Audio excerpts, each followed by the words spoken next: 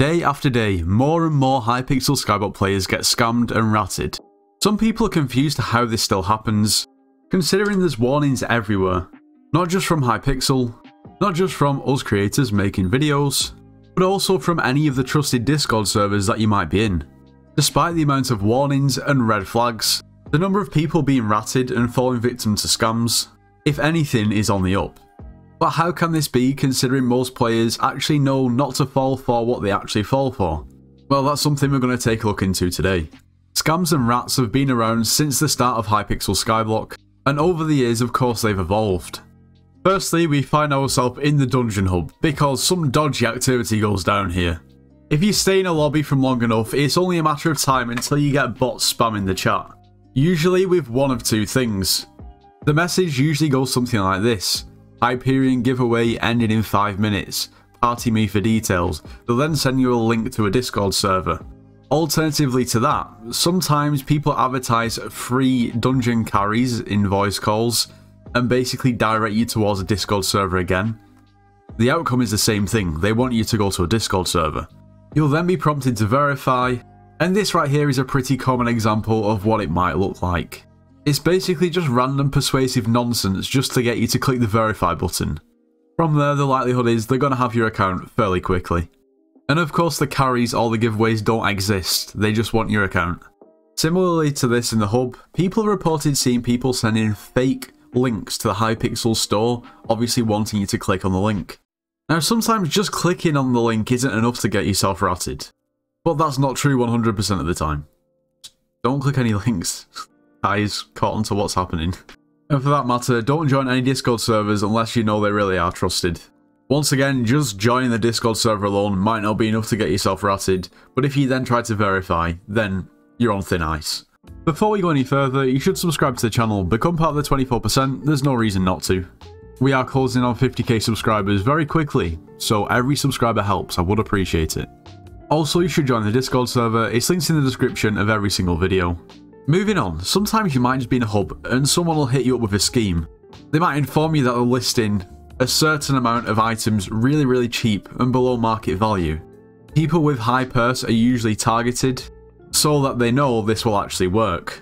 For instance, the scammer might inform you that they're going to list 4 lemons. Let's assume that these lemons are worth a lot.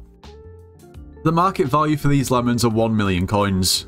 They inform you that each lemon is going to be listed for 100,000 coins. So naturally, you'd try to buy these lemons as quickly as you possibly could. However, they would list 3 for 100,000 coins, but maybe they'll list 1 for 100 million, hoping that you don't notice. The concept of this scam is really quite silly.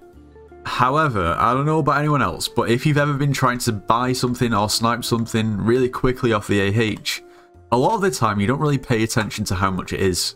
So it's actually quite smart. Obviously, it's not smart scamming, but the way that it's sort of carried out is quite sneaky. I didn't think this happened at all, but I asked the people in my Discord server to give me these suggestions for the most common ways of scams, and this has come up quite a lot. It's been mentioned to me multiple times before as well, so yeah, watch out for this. When trades are carried out outside of the auction house, which actually is becoming quite a lot more common considering the increased auction house fees. Depending on the value of the item, you may need to complete the trade in stages. That's why the use of a middleman, someone who's really trusted a lot of the time, is really key. However, some players seem to neglect the idea of collat, neglecting it completely to the point where they don't take it, or just not being very vigilant when people are giving collat.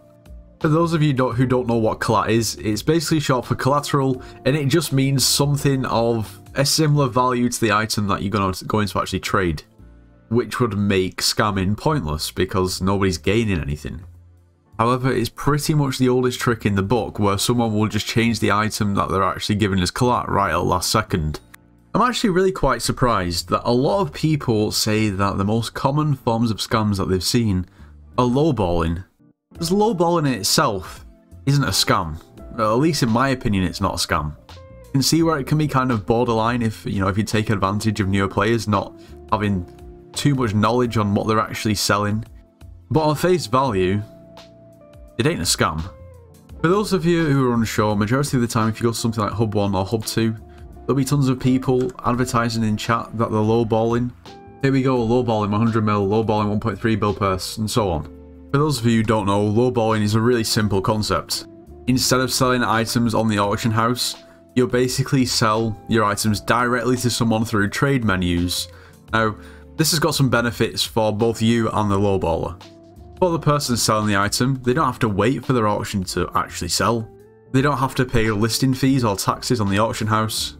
And ultimately, they get the money quicker than they would have if they sold it on the auction house most of the time. For the lowballer, of course, they're going to make profit because they're going to pay less than the auction house value for the item. Usually, people make, I don't know, 10–20% on these flips. However, of course, if you're dealing with a person who doesn't really know how much their item is worth, that's when it can become a little bit scummy if you're going to make like 50% on them. Having said that, people might accept that. If they still accept the deal, it's not a scam. It's just taking advantage of someone, which is, yeah. People can still make like 50% profit and everyone be completely fine with, you know, the amount of money they're getting for it, considering items with considerably lower demand are going to take longer to sell. Therefore, it's more of a risk for the lowballer, therefore, they make more coins.